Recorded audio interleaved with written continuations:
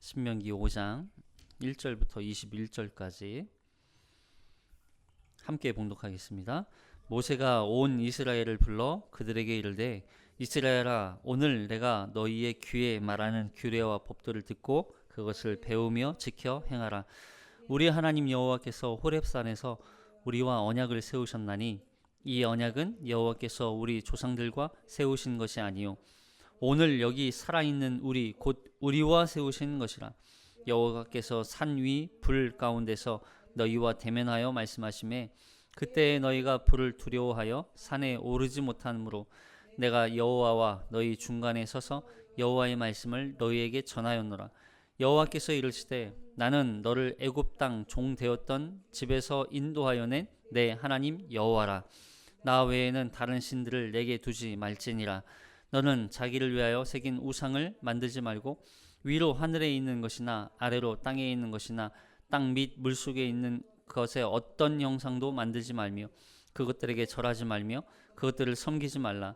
나 내 하나님 여호와는 질투하는 하나님인즉 나를 미워하는 자의 죄를 갚되 아버지로부터 아들에게로 3, 4대까지 이르게 하거니와 나를 사랑하고 내 계명을 지키는 자에게는 1000대까지 은혜를 베푸느니라. 너는 내 하나님 여호와의 이름을 망령되이 일컫지 말라.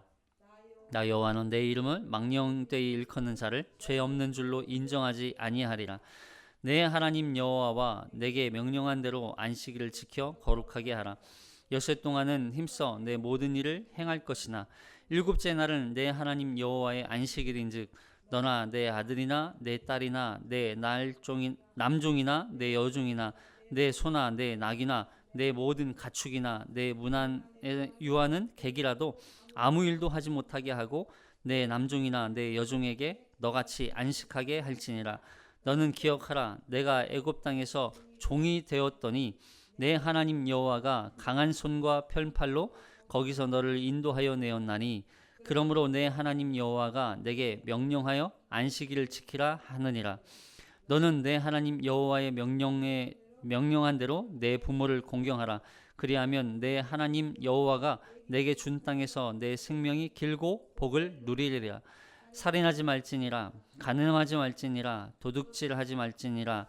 내 이웃에 대하여 거짓 증거하지 말지니라. 내 이웃의 아내를 탐내지 말지니라. 내 이웃의 집이나 그의 밭이나 그의 남종이나 그의 여종이나 그의 소나 그의 낙이나 내 이웃의 모든 소유를 탐내지 말지니라. 아멘. 오늘 보면은 십계명에 관련된 말씀이죠. 우리 지난 이제 4장 후반부에서 모세의 이제 첫 번째 설교가 끝이 나고 이제 4장 후반부부터 두 번째 모세의 설교가 시작됩니다. 간략하게 이 앞에 모세의 첫 번째 설교를 정리하면 첫 번째 설교 부분은 과거에 있었던 일을 회상하는 내용이에요. 출애굽한 이스라엘 백성들이 홍해를 건너고 그리고 시내산 호렙산이죠. 호렙산에서 하나님과 언약을 세우게 돼요. 그때 율법을 받죠. 그리고 광야를 지나서 가데스 바네아에 머물러서 이제 가나안 땅을 들어가기만 하면 되는 상황이었죠. 근데 그 가나안 땅 입성을 앞두고 무슨 일이 일어나요? 불순종과 불신앙이 일어나죠. 그 불순종과 불신앙으로 인해서 결국에는 출애굽 1세대 광야에서 1세대들은 그 조상들은 다 죽임을 당하고 2세대들만 이제 가나안 땅 입성의 정복 전쟁을 다시 시작하게 되는 것이죠. 과거에 하나님이 이 언약을 세우시고 그 언약을 지키기 위해서 하나님이 어떻게 이렇게 신실하게 이 언약을 이행해 오셨는지가 사실은 이 전반부에 대한 이야기예요. 두 번째 이 설교에서는 이제 하나님께서 너희와 맺은 그 언약을 이제는 어떻게 너희가 지켜야 하는지 그 언약에 대한 내용, 약속에 대한 내용, 그러니까 너희가 약속을 하나님께서 너희의 언약과 언약 안에 담겨 있는 그 율법, 너희가 지켜야 할 그 율법들, 계명들, 규례와 법도 이것들을 너희가 어떻게 이제는 살아야 하는지 이제는 삶에 대한 부분들을 이제 모세가 두 번째 설교에서 하고 있는 것이죠. 그래서 하나님의 말씀을 듣고 이제 규례와 법도를 이제는 어떻게 해라? 행하라. 행하라. 순종하라는 거예요. 그래서 이 내용이 이제 4장 후반부 5장부터 이제 26장까지 이어지거든요. 자, 그 시작에 해당되는 본문이 오늘 이 5장 1절이에요. 모세가 이 설교를 하면서 두 번째 설교를 하면서 앞에 부분은 참 간절한 그런 마음이 있었겠죠. 너희 조상들이 어떠한 죽임을 당했고 너희가 이제는 이 가나안 정복 전쟁을 이어서 계속 이어나가야 하는 상황이 있기 때문에 이 다음 세대, 새 세대, 새로운 세대의 백성들에게 과거에 있었던 일들을 기억하게 하기 위한 어떤 그런 감정적 호소였다면 이 두 번째 설교는 그들의 전인격적인 어떤 그런 그들이 순종해야 할 그런 그 명분을 세워주기 위한 아주 정말 이 모세의 절절한 설교가 요 안에 담겨 있어요. 그래서 1절에 보면 자 먼저 볼게요. 1절에 시작.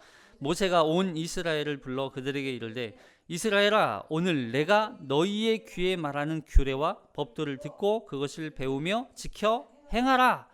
여기 모세가 온 이스라엘을 불러라고 표현하고 있어요. 온 이스라엘을 불러서 이야기를 하고 있는 장면이에요. 여러분 지금 이스라엘 백성들이 60만, 예?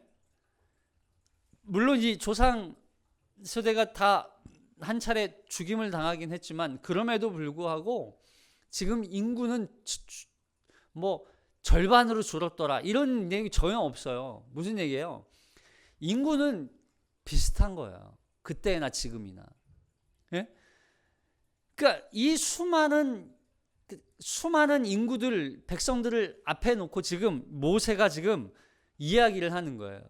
그러려면 적어도 10,000명 이상이 되면 이 육성으로 사람의 이 육성으로 10,000명에게 전달을 할 때 다 들릴까요? 안 들릴까요? 들릴 것 같아요? 안 들릴 것 같아요? 100명이 있는 자리에서도 정말 고요하지 않으면 들리지 않아요. 1000명 자리도 들리지 않아요. 잘 들릴 수 없어요. 10,000명은요. 근데 지금 이거는요. 200만, 300만 되는 인구 앞에서 지금 이 설교를 하고 있는 거예요. 그러니까 이 이야기를 하려면 모세가 저처럼 이렇게 얘기하면 들릴까요? 안 들릴까요? 전혀 안 들려요. 그러니까 여기서 말하는 이스라엘을 불러라고 하는 이 부른다는 이 표현이 무슨 얘기냐면 그냥 아주 큰 소리로 부르짖었다는 거예요. 큰 소리로. 이스라엘 백성들이여 들으시오 이러면서 얘기했다는 거예요. 예? 모세가 자기의 목소리가 터지도록 지금 이 이야기를 하고 있는 거예요. 그러니까 사실 그래서 어떤 분은 모세가 이 설교가 이 설교를 한 이후에 약 20일 정도 후에 모세가 죽어요. 그러니까 모세의 이 마지막 설교가 얼마나 모세의 전심이었고 온 힘을 다해서 목이 터져라 설교를 했던 이 설교가 얼마나 고통스러웠으면은 죽을 수밖에 없었을까 이렇게 이제 보시는 거죠. 그만큼 지금처럼 뭐 마이크나 스피커가 있었으면 좋았겠지만 광야잖아요. 더군다나 광야. 그럼 광야는요. 우리 행사할 때 보통 1,000명 정도 모이는 공간에서는 약 1km 정도면 마이크로 한 500에서 1,000명 사이에는 마이크로 커버가 돼요. 근데 10,000명, 10만 명, 100만 명이 되면요. 스피커 용량으로는 감당이 안 되죠. 예, 감당해야 돼. 그런 사람들에게 지금 이 설교를 하고 있어요. 자, 그렇게 이런 상황에서 내 말을 들어라. 오늘 내가 너희의 귀에 말하는 규례와 법도를 듣고 그것을 배우며 지켜 행하라. 지금 이렇게 얘기하는 거예요. 모세가 어떤 마음으로 이 설교를 했을지를 상상하면서 들어보세요. 자, 그래서 모세가 여기 1절에서 굉장히 중요한 표현을 사용해요. 오늘 내가요. 오늘 내가. 오늘 내가. 오늘이라는 표현이에요. 오늘이라는 표현. 그럼 모세가 말하는 규례와 법도가 언제 주어진 거예요? 언제 주어졌어요? 갑자기 침묵하시면 안 돼요. 언제 주어졌어요? 40년 전에 주어졌어요. 40년 전에. 어디에서? 홍해를 건너고 어디에 와서? 시내산에 와서, 호렙산 시내산에 와서 모세만 처음엔 올라갔죠. 그리고 막 불이 막 불타오르고 천둥이 치고 막 그런 상황에서 백성들에게 올라와라. 그러니까 백성들이 무서워서 못 올라가잖아요. 그때 모세를 통하여서 지금 이 규례와 법도를 하나님이 두 돌판에다가 새겨서 주셨단 말이에요. 언제? 40년 전에. 근데 모세가 지금 뭐라고 말해요? 오늘 내가 너희의 귀에 말하는 규례와 법도를 듣고 지켜 순종하라. 지금 얘기해요. 여러분 이 말씀이요. 2절 볼게요. 2절에 볼게요. 2절에도 5장 2절 5장 2절에도 똑같이 이런 표현이 있어요. 시작. 우리 하나님 여호와께서 호렙산에서 우리와 언약을 맺으셨나니 이 언약은 여호와께서 우리 조상들과 세우신 것이 아니요 오늘 여기 살아있는 우리와 세우신 거죠. 오늘 우리와 세운 언약이라고 이렇게 얘기해요. 여러분 자 보세요. 무슨 얘기예요? 하나님의 약속, 하나님의 말씀은 과거형이란 얘기예요? 현재형이란 얘기예요? 현재형이란 얘기예요. 말씀은요 과거가 아니에요. 하나님의 말씀은 예전에 말씀하셨던 그 과거에 내가 옛날에 처음에 예수님 만날 때 그때 들었던 그 말씀이 아니라는 거예요. 여러분 그때 하신 말씀이 아니라 지금도 나에게 주시는 말씀이라는 거예요. 그래서 그 말씀이 살아서 지금도 나에게 살아 역사하는 말씀이라는 거예요. 우리가 왜 성경을 배워요? 여러분 이 말씀이 언제 주어진 거예요? 뭐 2000년, 3000년, 4000년 여러분 그 전 아주 구닥다리 얘기란 말이에요. 이거 그렇게 따지고 보면 구닥다리 얘기예요. 지금 상황하고 전혀 쓸모없는 그냥 구닥다리 얘기예요. 근데 왜 이 말씀을 우리가 배워요? 이 말씀이 과거의 말씀이 아니라 지금 나에게 하는 말씀이기 때문에 그래요. 지금 하나님께서 약속하신 그 언약이 지금도 이루어지고 있고 지금 그 언약을 이루기 위해서 하나님은 살아 역사하시는 분이기 때문에 지금 나에게 이 말씀이 필요한 말씀이에요. 왜 우리가 이 말씀을 그렇게 중요하게 여기고 그 말씀을 붙들고 살라고 말씀하는 거예요? 이 말씀이 살아 역사하는 말씀이기 때문에 지금 나에게 필요한 말씀이기 때문에 여러분 말씀을 우리가 양식이라고 해요. 양식 말씀이 무슨 어떻게 양식이 돼요? 말씀을 아무리 읽어도 양식이 돼요? 배가 불러요? 안 부르잖아요. 근데 왜 말씀을 양식이라고 불러요? 이 말씀은 우리가 하루하루를 살아가는데 없어서는 안 될 말씀이기 때문에 그래요. 여러분 광야에서 이스라엘 백성들이 만나를 먹었어요. 만나는 언제 주어졌어요? 그날 새벽에 주어졌어요. 그날 새벽에. 그래서 그날 새벽이 되면 이스라엘 백성들이 광야에서 이 만나를 주우러 새벽에 나가서 내가 먹을 양식과 그리고 집안에 있는 또 이 양식을 구하러 나가지 못하는 사람들을 위해서도 이 만나를 주워 왔다고요. 그리고 그 만나를요 언제까지 먹어요? 그날까지 먹는 거예요. 그날만 먹는 거예요. 그날 지나면 어떻게 돼요? 이 만나가 어떻게 됐어요?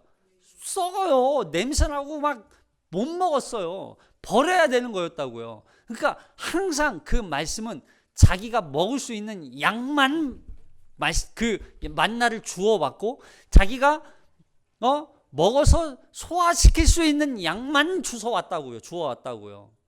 그리고 다음날 되면 다시 또 그날 먹을 수 있는 양식을 가지러 가는 거예요. 그러니까 만나는요 항상 당일 그날 주어진 양식이었어요. 여러분, 그래서 말씀은요 항상 뭐예요? 항상 현재형이에요.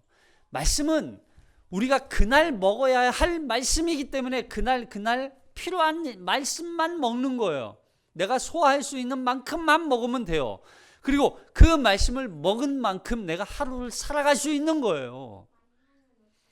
하나님의 말씀을 내가 먹지 않으면 하루를 살 수 있는 힘이 없는 거예요. 우리가 왜 일용할 양식이라고 그래요? 그날을 살 수 있는 양식을 먹은 거예요. 말씀도 마찬가지예요. 그날 하루를 살 수 있는 말씀을 우리가 먹는 거예요. 근데 어제 먹었어요? 오늘은 먹지 않아도 돼요? 아니에요. 오늘도 먹어야 돼요. 아니 내가 10년 전에 받았던 말씀이에요. 그거 제가 정말 내가 구원받았다라고, 그리고 내가 이런 사명을 받았다라고 하는 어떤 그런 확신이 주어졌던 말씀이 뭐냐면 이사야서 43장 21절, 이 백성은 내가 나를 위하여 지었나니 나의 찬송을 부르게 하려 함이라. 나의 찬송을 부르게 할 그를 나를 그렇게 만드셨다고 하니까 내 안에 감정이 막 폭발해 버렸어요. 그러면 나는 그 말씀 받았으니까 이제는 그 말씀으로 끝이에요? 나는 이제 그 말씀으로부터 이제는 아무런 영향을 받지 않아요? 아니에요. 그 말씀을 묵상할 때마다 나는 그 말씀으로 인하여서 감동이 넘치는 거예요. 내 마음에 막 폭발해 버리는 거예요. 그 말씀이 살아 역사한다고요. 그날 필요한 말씀이 나에게 그래서 하나님의 말씀은 항상 현재형이에요. 여러분 받은 말씀이 언제예요? 하나님의 말씀을 언제 받았어요? 오늘 받은 말씀이 있냐는 거예요. 오늘 나에게 하나님이 하신 말씀이 있냐는 거예요. 내가 먹은 말씀이 뭐냐는 거예요. 이스라엘 백성들에게 지금 모세가 그 이야기 하는 거예요. 너희에게 준 말씀은 과거에 준 말씀이 아니라 지금이라는 거예요. 지금. 오늘 너희에게 준 말씀이라는 거예요. 자, 그래서 하나님은 어떤 분이에요? 하나님은 지금도 살아계십니다. 자, 요한계시록 11장 17절. 요한계시록 11장 17절. 요한계시록이에요. 제가 기록해 놨어요. 교환 보시면 돼요. 교환 안 드렸어요? 그랬구나.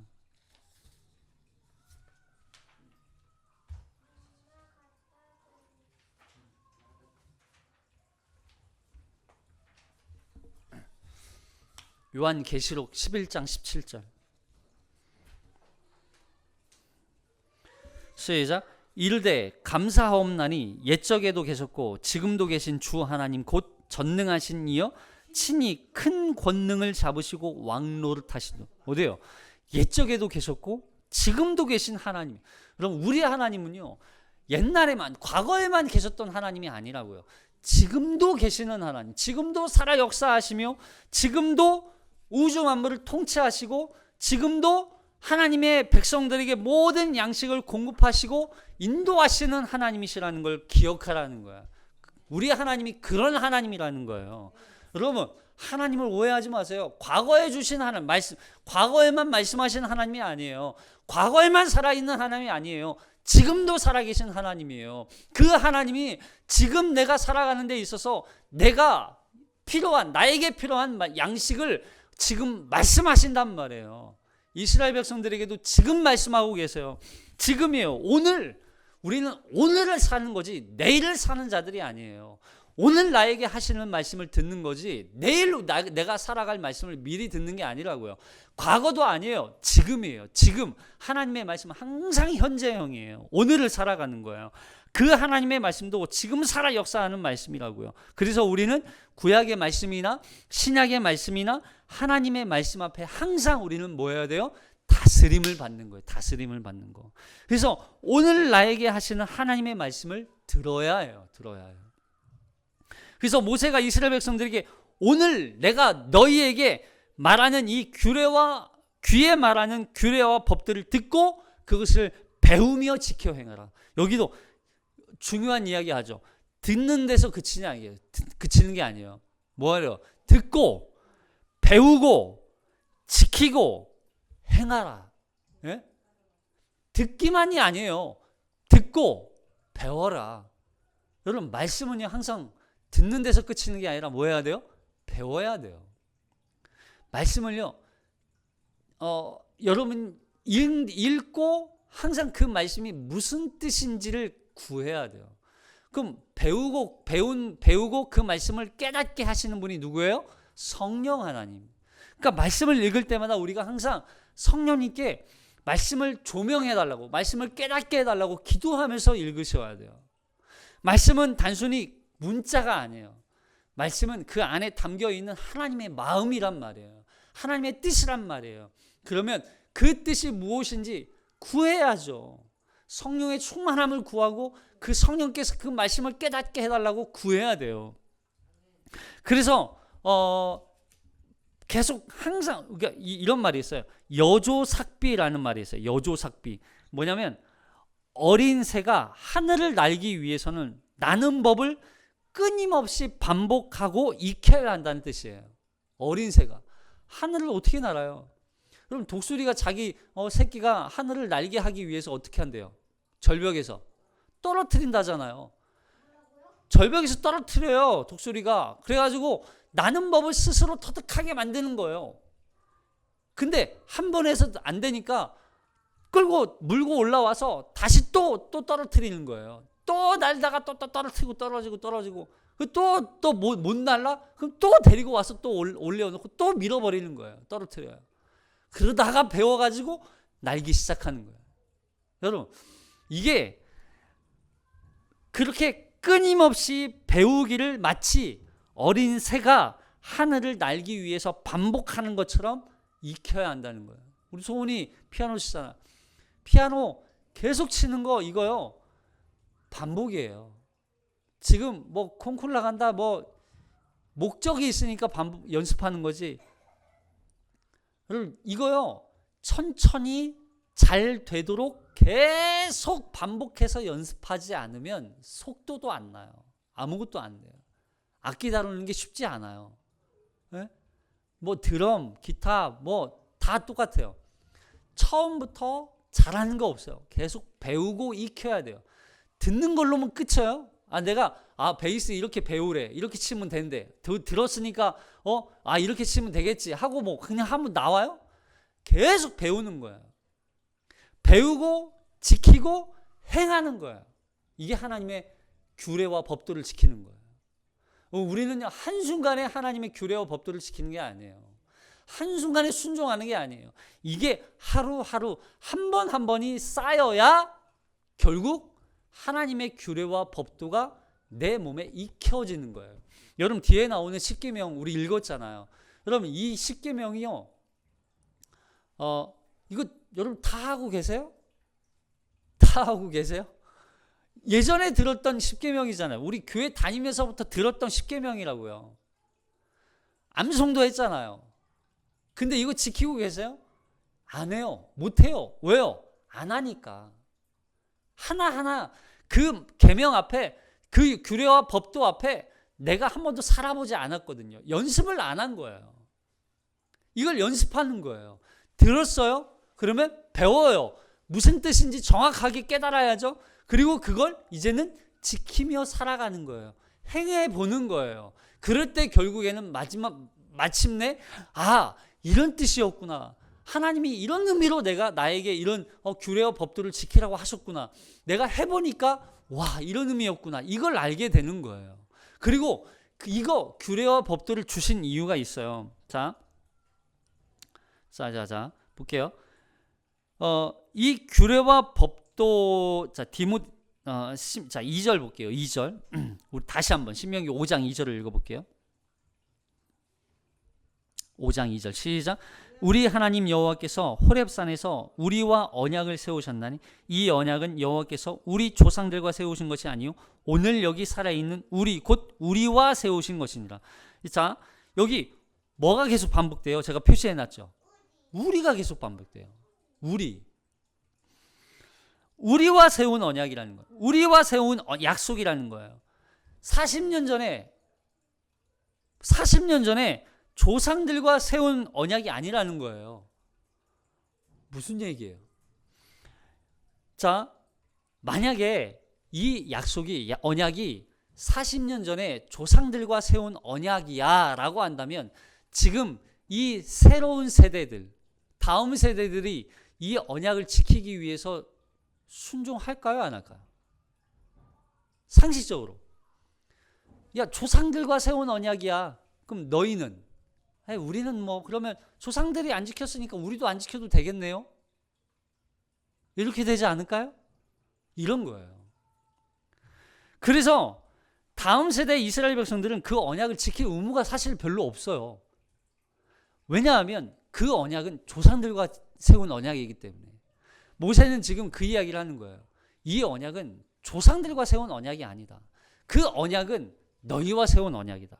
자, 이 얘기는 무슨 의미가 여기 안에 담겨 있냐면, 과거에 하나님께서 조상들과 세운 언약이지만 그 언약을 지키고 이루시고 완성하고 그걸 행하시기 위해서 하나님이 지금 어떻게 일하셨는지를 말씀하는 거예요. 그걸 지키기 위해서 하나님이 얼마나 신실하게 지금까지 인도해 오고 계셨지 않았느냐, 그 하나님의 신실하심을 지금 설명하는 거예요. 그리고 두 번째는 뭐냐면, 하나님의 언약은 오늘날 살아있는 우리와 맺어진 변함없는 언약이라는 거예요. 변하지 않은 언약이라는 거예요. 그러면 자, 조상들이 그 언약을 만약에 지켰으면 그 조상들도 가나안 땅에 들어갔을 거예요. 그러면 무슨 얘기가 돼요? 너희도 이 언약을 지켜 행하면 가나안 땅에 들어간다는 얘기예요? 못 들어간다는 얘기예요? 들어간다는 얘기예요. 너희가 이 언약을 지켜 행하면 너희도 가나안 땅을 반드시 들어가게 될 것이다. 가나안 땅은 반드시 너희에게 허락된 약속의 땅이다. 대신 뭐 지켜라? 규례와 법도를 지켜라. 그 이야기를 하는 거예요. 과거 불순종으로 죽은 이 조상들과의 언약이 아니라는 거예요. 지금 살아있는 우리와 맺은 언약이에요. 너희와 맺은 언약. 그리고 이건 이런 의미가 될 수 있어요. 뭐냐면 공동체예요. 공동체. 보세요.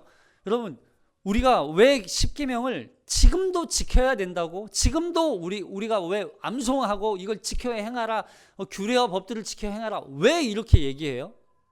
이거는요, 교회 공동체를 위해서 그래요. 하나님 나라 공동체를 위해서. 공동체를 지키기 위해서는 반드시 규례와 법도를 지키기 위해서는 반드시 뭐가 필요해요? 공동체가 필요해요. 규례와 법도, 한 가지를 상징적으로 예로 말씀드리면, 자, 내 이웃의 아내를 탐내지 말라 그래요. 그러면 만약에 공동체성이 없으면 이걸 지킬 수 있을까 없을까요? 없어요. 남의 물건 탐내지 말라, 가져가지 마, 그거 네 거 아니잖아. 이게 공동체성이 없으면 이거 내 거야, 다 그냥. 네? 내 거야. 네 거 아니야, 다 내 거야. 내 거 다 내 거 가지고 가는 거죠. 훔쳐가도 내 거니까 가져가는 거고. 공동체성이 없는 거예요. 그럼 그 공동체는 질서가 무너지죠. 그 공동체 질서가 무너지면 결국 하나님 나라는 없어지는 거예요. 그래서 이런 의미예요. 이 규례와 법도, 그러니까 십계명, 이 계명을 지키기 위해서는 항상 누군가가 나와 함께하는 내 이웃이 아니라 나라고 하는 걸 인식하는 거예요. 공동체라는 걸 인식하는 거예요. 우리는 하나라고 하는 걸 인식하는 거예요. 우리는 하나야. 우리는 하나기 때문에 내가 살인할 수 없어. 우리는 하나기 때문에 도적질할 수 없어. 우리는 하나기 때문에 부모 공경할 수밖에 없어. 우리는 하나기 때문에 이게 이런 의미가 되는 거예요. 그래서 공동체성을 위해서는 반드시 규례와 법도가 공동체 안에서 지켜지게 되는 거죠. 자, 그러면서 이제 십계명에 대해서 설명하는데, 그 전에 하나님과 맺은 언약에 대해서 한 번 더 설명해요. 그 하나님은 어떤 하나님이냐는 거예요. 어떤 하나님? 자, 4절부터요. 4절. 4절 시작. 여호와께서 산 위 불 가운데서 너희와 대면하여 말씀하시매 그때 너희가 불을 두려워하여 산에 오르지 못하므로 내가 여호와와 너희 중간에 서서 여호와의 말씀을 너희에게 전하였노라. 여호와께서 이르시되 나는 너를 애굽 땅 종되었던 집에서 인도하여 낸 내 하나님 여호와라. 자, 호렙산에서 모세가 계명을 받을 때 어땠어요? 불이 활활 타올랐죠. 그리고 천둥이 쳤죠. 우레가 있죠. 시커먼 구름이 가득했죠. 여러분, 이 상황 가운데 이스라엘 백성들은 그 호렙산 시내산에 올라가지 못했어요. 못 올라갔어요. 그래서 그 하나님과 백성들 사이에서 모세가 중재자 역할을 했단 말이에요. 그런데 호렙산에서 모세와 백성들에게 임한 그 여호와 하나님의 말씀들, 여기 말씀이라고 되어 있지만 말씀들이에요. 왜냐하면 두 돌판, 계명, 십계명들이 십계명이니까 그 돌판 하나님의 말씀들이 있었다는 거죠. 근데 그 말씀을 하실 때 어떻게 말씀하셨다? 너희와 대면하여 말씀하셨다. 대면하여. 대면했다고요? 대면이라는 뜻이 뭐예요? 얼굴과 얼굴이 바라봤다는 얘기잖아요. 근데 이스라엘 백성들하고 지금 하나님이 얼굴과 얼굴을 봤어요? 못 봤어요? 못 봤어요, 실제적으로는. 근데 여기에서 모세가 이렇게 얘기하는 거예요. 여호와께서 산 위 불 가운데서 너희와 대면하여 말씀하셨다고 얘기해요. 아니잖아요. 근데 왜 이렇게 말씀했을까요? 이건 하나님이 어떤 분인지 너희 스스로 너희끼리 너희의 추측에 의해서 너희의 어떤 생각에 의해서 하나님을 만들어내지 말란 얘기예요.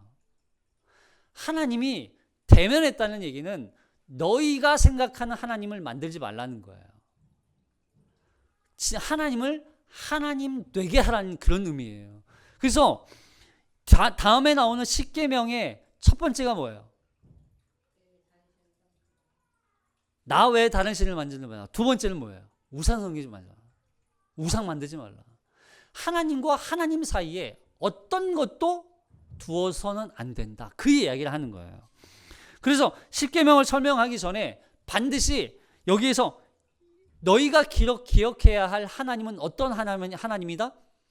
너희가 만들어내는 신이 아니라 너희가 생각하는 대로 너희의 어떤 잘못된 타락한 죄로 오염된 상태에서 너희가 하나님을 만들지 말고 너희 하나님은 이런 분이라는 거 한 가지만 기억해라. 뭘 기억해라?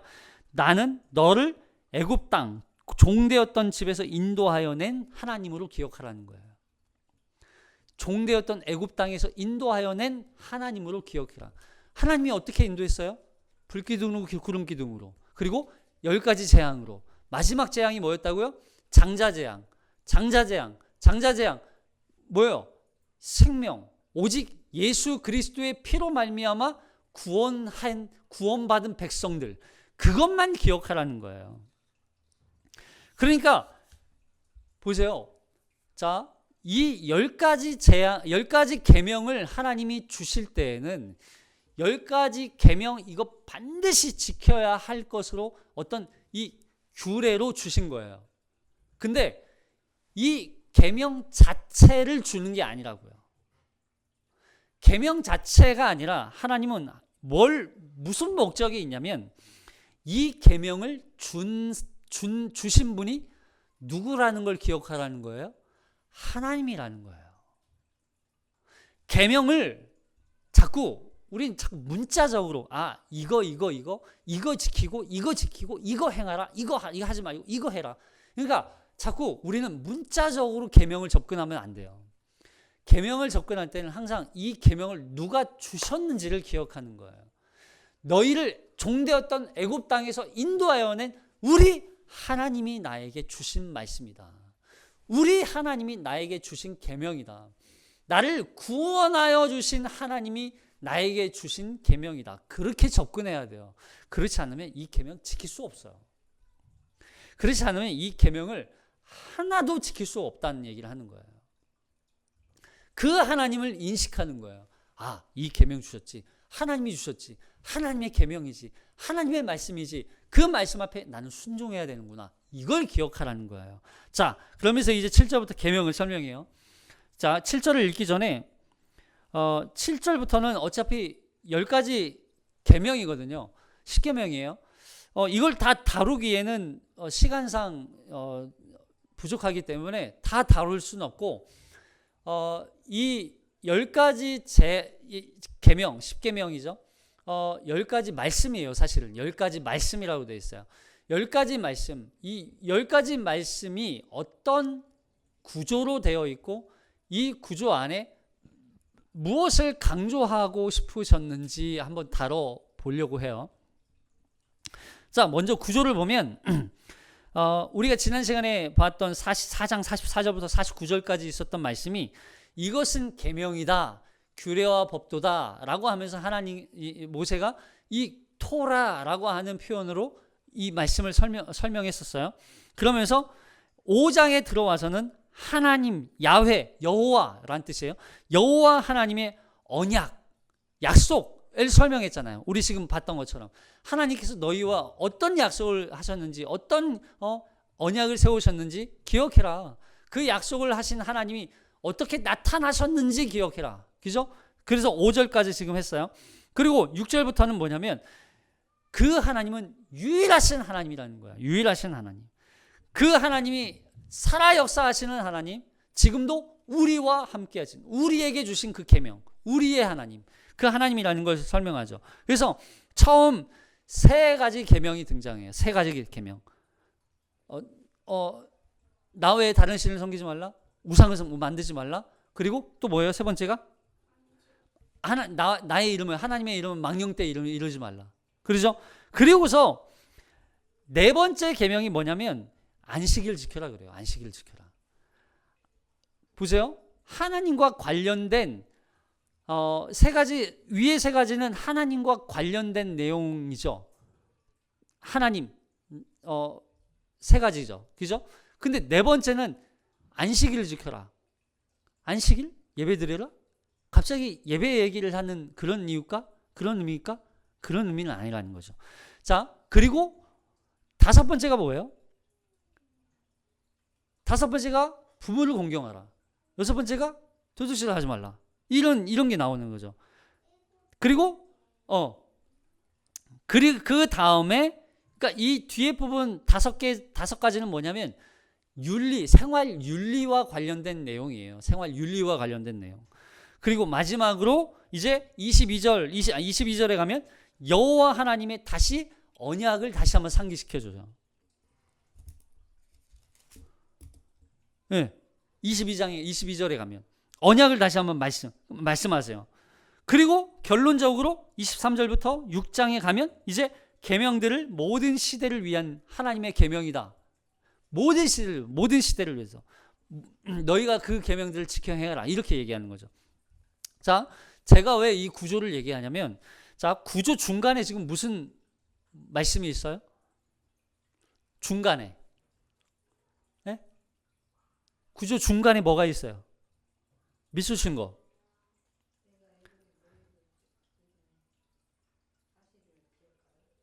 내가 애굽에서 종되었던 때에 하나님께서 어떻게 구원하셨는지를 뭐 해라? 기억해라. 지금 그걸.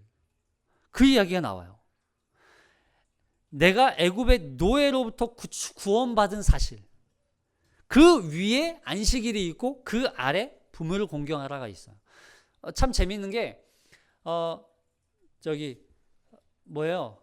그러니까 이 2가지, 안식일을 지켜라 그리고 부모를 공경하라만 명령어로 써 있어요. 명령어. 해라 2가지 명령어. 나머지는요? 하지 마라. 나 외에 다른 신을 섬기지 말라. 우상 만들지 말라. 하지 말라. 뒤에도 도둑질 하지 말라. 살인하지 말라. 예? 하지 말라. 근데 명령어만 2가지예요. 뭐예요? 안식일을 거룩하게 지켜라. 그리고 부모를 공경하라. 2가지가 하나님의 명령어예요. 그 중간에 뭐가 있다고요? 애굽에서 종되었던 때를 기억해라. 하나님께서 어떻게 너희를 구원하셨는지를 기억하라. 자, 먼저 하기 전에 여기 두 번째 2계명에서 두 가지만 볼 거예요. 2계명하고 4계명. 자, 2계명에서 자, 신명기 5장 8절 볼게요. 2계명. 시작. 너는 자기를 위하여 새긴 우상을 만들지 말고 위로 하늘에 있는 것이나 아래로 땅에 있는 것이나 땅 및 물 속에 있는 것에 어떤 형상도 만들지 말며 그것들에게 절하려 말며 그것들을 섬기지 말라. 내 하나님 여호와는 질투하는 하나님인즉 너를 미워하는 자의 죄를 갚되 아버지로부터 아들에게로 3, 4대까지 이르게 하거니와 나를 사랑하고 내 계명을 지키는 자에게는 1000대까지 은혜를 베푸느니라. 여기 우상을 만들지 말라 말씀하시고 너를 미워하는 자, 왜요? 우상 만드는 자를 하나님을 미워하는 자라고 표현하고 있어요. 그죠? 그러니까 우상, 아이돌이라는 뜻이에요. 단어예요. 아이돌. 지금 우리가 지금 가수들 보면서 아이돌이라고 표현하는 게 우상이라는 뜻이에요, 사실은. 어떤 의미에서 이걸 쓰고 있는지 이 배경은 모르고 그냥 우상, 막 사람들에게 존경받는 사람 이런 의미로 변색돼서 사용하고 있는 거죠, 사실은. 안 써야 될 것 같죠. 자, 그런 우상이라고 하는 단어를 지금 우상과 하나님을 미워하는 거하고 지금 똑같이 쓰고 있다는 거예요. 우상. 그러니까 근데 그렇게 우상을 만드는 자에 대한 하나님의 징벌, 하나님의 징계가 뭐예요? 죄를 3, 4대까지 갚겠다는 거예요. 근데 참 재밌는 게 하나님을 사랑하고 계명을 지키는 자에게는 몇 대까지? 1000대까지. 이거 좀 불공평하지 않아요? 하나님을 사랑하고 그 계명을 지키는 자에게는 1000대까지 복을 주는데 하나님을 우상 만드는 우상 섬기는 자에게는 하나님 미워하는 자에게는 3, 4대만 그냥 형벌하고 말겠다는 거예요. 무슨 의미일까? 목적이 형벌의 목적이에요? 아니면 축복의 목적이에요? 축복의 목적인 거예요. 그러니까 우상 숭배하는 걸 하나님은 너무 싫어해요. 정말 싫어해요. 나를 미워하는 거라고 생각하실 정도로 너무 싫어해요. 근데 우상 숭배를 하나님은 반드시 심판하시고 징벌하세요. 근데 그 목적이 뭐예요? 돌아오기를 원하시는 거예요. 그래서 3, 4대라고 하는 거예요. 보세요. 그 아비가 우상 숭배해서 하나님께 진노받았어요. 징벌을 받아요. 하나님 그 죄값을 계속 치러요. 고통과 고난 가운데 계속 빠져요. 그 자녀들이 그 아비를 보면서 뭘 생각하겠어요? 우와, 우리 아버지가 하나님을 섬기지 않고 우상 숭배하니까 저를 고상당하는구나. 나도 우상 숭배해야지. 이러겠어요? 그렇지 않다는 거죠. 하나님을 섬겨야 되는구나. 하나님을 섬겨야 복 받는구나. 하나님을 섬겨야 하나님께서 우리 가정을 화목하게 복된 가정으로 만드시겠구나. 그래, 나는 하나님께 돌아가야겠다. 하나님을 섬겨야겠다라고 하는 인식을 하게 되는 거예요. 이게 하나님의 진노와 심판의 목적이라는 거예요. 그래서 3, 4대예요. 이게요, 계명을 자꾸 문자적으로 보면 우상 섬기지 마. 너 제사 지내지. 제사 지내면 하나님 진노받아. 너 저주받아. 이게 목적이 아니라고요. 그런 말 하지 마세요. 그런 표현을 쓰지 마세요. 너 우상이라고 하는 단어 자체가 사실은 원래는 하나님 외에는 우상이라고 하는 존재, 신은 없어요. 다른 신은 없는 거예요. 하나님만 계시는 거예요. 하나님만 섬기기를 원하시는 하나님의 의도인 거죠. 자, 그러면서 4계명, 한번 4계명 볼게요. 4계명이 왜 중요하냐면 4계명 안에 담겨 있는 그 의미가 우리가 계명, 10계명을 지키는 자가, 10계명을 지키는 자가 반드시 그 결과가 어떻게 나타나는지가 여기에 등장하기 때문에 그래요. 자, 4계명을 읽어볼게요. 신명기 5장 12절부터 5장 12절부터 시작. 내 하나님 여호와가 내게 명령한 대로 안식일을 지켜 거룩하게 하라. 엿새 동안은 힘써 내 모든 일을 행할 것이나 일곱째 날은 내 하나님 여호와의 안식일인즉 너나 내 아들이나 내 딸이나 내 남종이나 내 여종이나 내 소나 내 낙이나 내 모든 가축이나 내 문 안에 유하는 객이라도 아무 일도 하지 못하게 하고 내 남종이나 내 여종에게 너같이 너는 기억하라.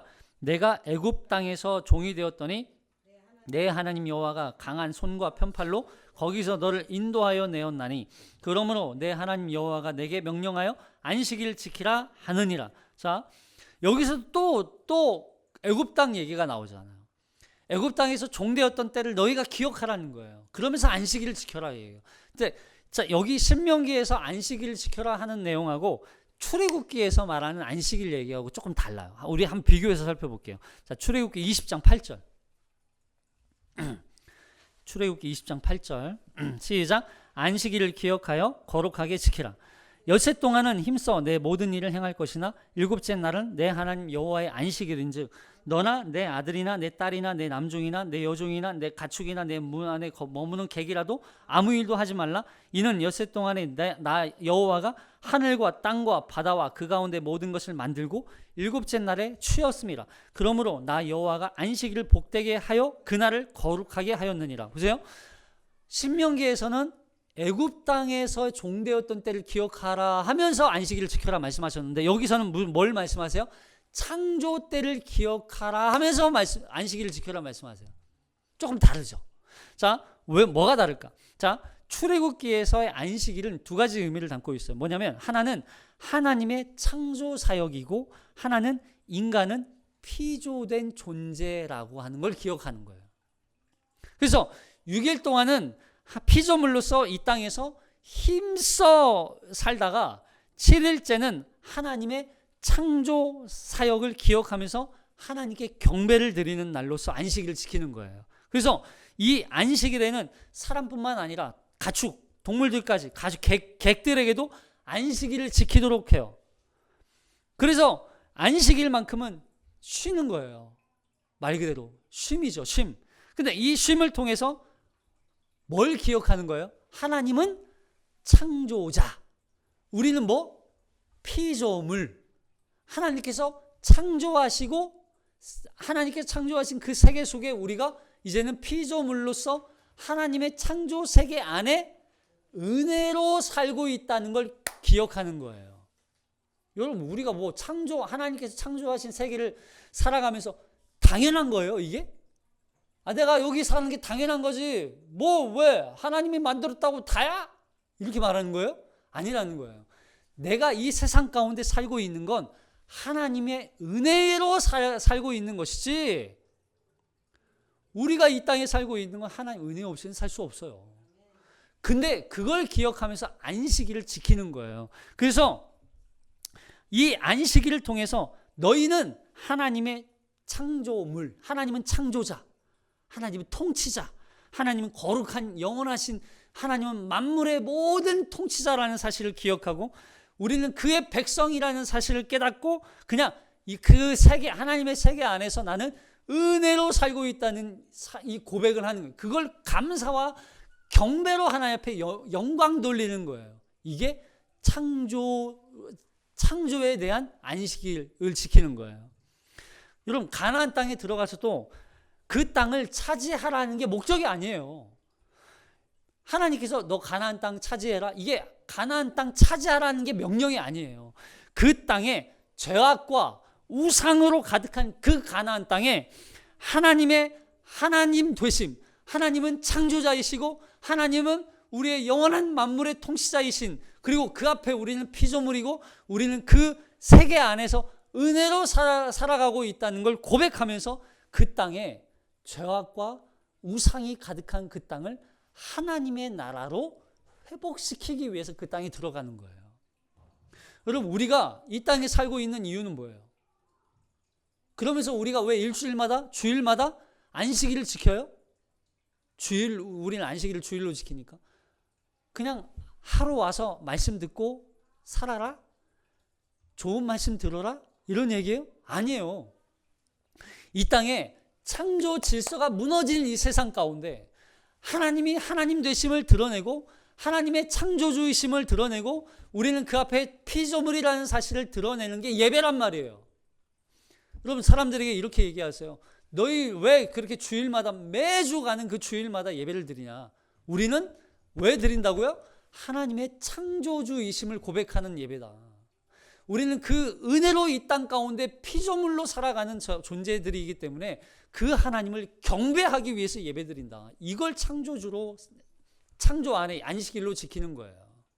자, 두 번째는 뭐냐면 신명기에서 말하는 이 안식일은 출애굽을 근거로 하고 있어요. 출애굽. 뭐예요? 여러분, 출애굽은요 400년 동안 애굽에서 종살이 하던 이스라엘 백성들을 탈출시켰어요. 하나님이 왜 탈출시켰어요? 한 가지예요. 과거에 아브라함과 세웠던 뭐예요? 언약, 약속 때문이에요. 언약 때문이에요. 이스라엘 백성들이 종살이하고 사니까 너무 불쌍해요. 200만 명 되는 그 인구가 이 애굽 땅에서 종살이하면서 사니까 막 뭐 매맞고 먹을 거 없고 그렇게 고통 가운데 사는 게 하나님 보시기에 너무 불쌍해서 이들을 탈출시킨 거예요? 그러면 전 세계에 그렇게 살아가는 백성들이 없었을까요? 노예로 살아가는 자들이 없었을까요? 어마어마하게 많았었어요. 왜 이스라엘이에요? 약속 때문이에요. 약속 때문이에요. 그 약속으로 주신 가나안 땅에 하나님께서 이 이스라엘 백성들을 들어가게 하시기 위해서, 그래서 그 땅에 하나님께서 하나님의 나라, 하나님의 통치, 하나님의 다스리시는 나라, 그 나라의 백성으로 삼기 위해서 이스라엘 백성들을 선택하신 거예요. 이것이 이스라엘이 불쌍해서가 아니라고요. 그래서 이거는요 하나의 뭐예요? 구원을 상징적으로 보여주는 거예요. 애굽은요 죄의 상징이에요. 죄의 상징, 죄악의 상징이에요. 근데 거기에서 건져냈어요. 건져내서 하나님께서 홍해를 건널 때 이스라엘 백성들을 뭘 해줘요? 세례를 베푼다고요. 이거 기억하셔야 돼요. 홍해 바다를 건너는 사건은 이스라엘 백성들을 세례시키는 거예요.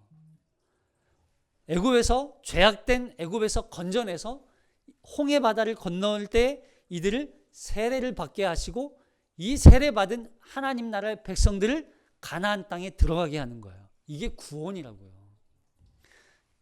하나님께서 창조하셨던 창조물들이, 피조물들이 타락해요. 타락한 이스라엘 백성들이죠. 이건 상징적이에요. 이 세계가 타락했다는 걸 보여주는 거예요. 그 안에서 건져내서 하나님의 세례는 뭐예요? 그리스도이잖아요. 예수 그리스도의 십자가잖아요. 그 그리스도를 통하여서 구원하신 그 이스라엘 백성들을 이제는 하나님 나라에 앉히시는 거죠. 그래서 창조, 타락, 구속. 창조, 타락, 구속. 이게 바로 하나님의 구원 역사란 말이에요. 그래서 애굽에서 종되었던 너희를 건져냈다. 이 표현은 뭐예요? 구원을 말하는 거예요.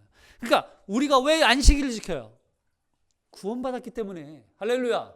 우리가 안식일을 지키는 이유는 한 가지예요. 우리가 구원받았기 때문이에요. 이 죄악 가운데, 이 죄악으로 가득한 세상 가운데서 우리가 그리스도 예수의 피 뿌리심으로 말미암아 우리가 죄 사함을 받고 우리가 구원받았고 하나님 나라의 백성이 되었기 때문에 우리는 예배드리는 거예요. 하나님을 경배하는 거예요. 이게 안식일을 지키는 거예요. 그래서 십계명 중에 하라, 이 계명이 요거에 요 안식일을 지켜라, 여기에 드러나는 거예요. 반드시 구원받았다? 뭘로 증명해요? 안식일을 지키는 걸로. 구원받았습니까? 예. 근데 왜 예배를 안 드리십니까? 예배를 드려야죠. 하나님 경배를 드려야죠. 안식일을 지키는 거예요. 이게 우리의 구원의 결과란 말이에요. 결과. 그래서 우리는 안식일을 지키는 거예요. 그리고 안식일을 지키는 게 이제는 뭘로 드러나야 돼요? 내 부모를 공경하라로 드러나는 거예요. 부모를 사랑하는 마음이 하나님을 사랑하는 마음이라는 거예요. 하나님을 사랑하는 것처럼 부모를 사랑하는 거예요. 그 사랑이 동일한 마음이라는 걸 말씀하시는 거예요. 참 우리가 그게 안 되죠. 내 부모를 공경하라. 여기 공경이라고 하는 게 그냥 단순히 그냥 존중하라가 아니에요. 높여라. 얼마만큼? 하나님만큼. 이게 참 어려워요. 우리 부모에게 참 못할 때가 많잖아요. 저도 마찬가지. 우리 부모에게 그냥 좀 하세요. 이게 안 돼요. 왜요? 이게 그래서 제가 처음에 말씀드렸잖아요. 이 규례와 법도 이 계명을 지키는 건요, 하루아침에 되는 게 아니에요. 매일매일 반복적으로, 습관적으로 계속 노력을 해야 돼요. 근데 그게 우리의 힘으로 잘 안 되잖아요. 그래서 우리가 뭐가 필요해요? 성령님이 필요한 거예요. 성령님 내 안에 오셔서 이 규례와 법도를 지킬 수 있도록 하나님, 성령님 나를 좀 도와주세요. 성령님 내가 이게 안 돼요. 부모 사랑도 안 되는데 이웃 사랑도 되겠어요? 예? 부모 사랑이 돼야 이웃 사랑도 되죠. 부모 사랑이 안 되는데 이웃 사랑이 어떻게 돼요? 여러분 요즘에 그 뉴스 보면요, 존속살인에 관련된 뉴스들이 막 나오잖아요.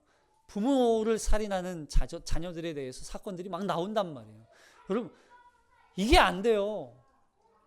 정말 하나님 사랑하면 부모도 사랑해야 되고, 부모 사랑이 되면 이웃도 사랑이 돼야 되는데 이게 안 돼요.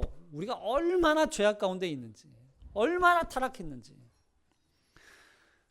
여러분 우리 안에, 그래서 날마다 이 계명과 규례와 법도를 지키기 위해서는 항상 성령 충만함을 하나님 앞에 간구해야 돼요.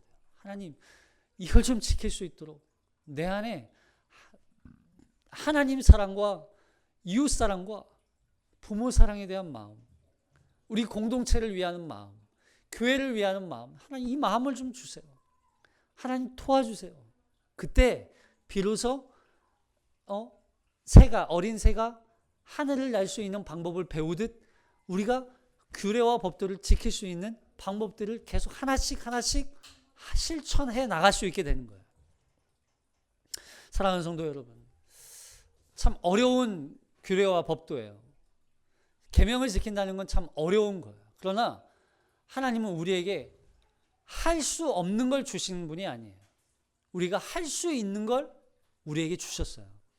그걸 위해서 이제는 성령의 충만함을 더 구하고 그걸 반복적으로 할 수 있도록 수없이 도전하고 애를 쓰고 노력을 해야 돼요.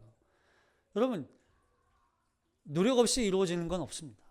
도전 없이 이루어지는 건 없어요. 반복해야 돼요. 그 안에 정말 하나님의 마음이 어떤 마음이었는지를 우리가 깨닫게 되는 거예요. 그리고 이걸 우리의 노력, 우리가 수고하고 애쓴다고 해서 완성할 수 있는 규례와 법도가 아니에요. 이거는 성령의 충만함을 받지 않으면 안 돼요.